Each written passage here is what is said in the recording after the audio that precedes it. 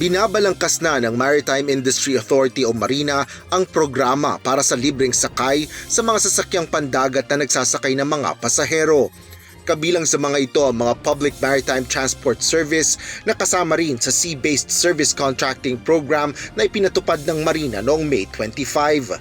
Bukod dito, plano ng Marina na isama na rin ang mga roll-on, roll-off o RORO, partikular na ang economy at regular accommodation, ngunit hindi kabilang ang para sa mga turista at first class. Ito ay dahil maraming bumabiyahe gamit ang mga RORO habang mas mataas ang pamasahe sa mga fast craft na nagsasakay lang ng purong pasahero. Paliwanag ni Marina Administrator Sonia Malaluan, layunin nilang tulungan ang mga pasahero at ship operators sa gitna ng mataas na presyo ng mga produktong petrolyo. Ngayon naggagawa kami ng bago, instead of net contracting, baka gross, meaning libreng sakay.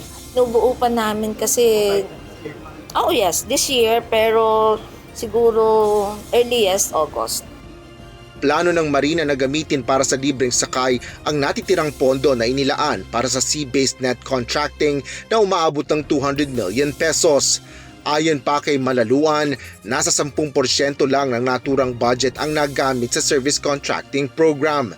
Sa ilalim ng programa, binabayaran ng pamahalaan ang mga dagdag pasahe sa mga pampasaherong sasakyang pandagat na ipinatupad simula February 28, bunsod ng oil price hike. Ngunit inihayag ng Marina Administrator na 2 linggo lang ipinatupad ang Phase 1 ng programa. I have to stop it first kasi bumaba na yung mga pasahe, no? Sinasubsidize lang natin yung difference. So, I have to stop. Medyo nahuli kami dun sa pag-implement. So, ang kinalabasan ay hindi halos, maliit lang yung nagastos, no? So, hindi maramdaman din kasi magkano na lang yung binibigay at sinasalo ng gobyerno.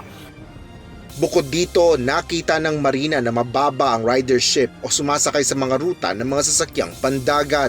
Asher Cadapan Jr., UNTV News and Rescue. Diyos ang aming sandigan, serbisyo publiko ang aming pinahahalagahan.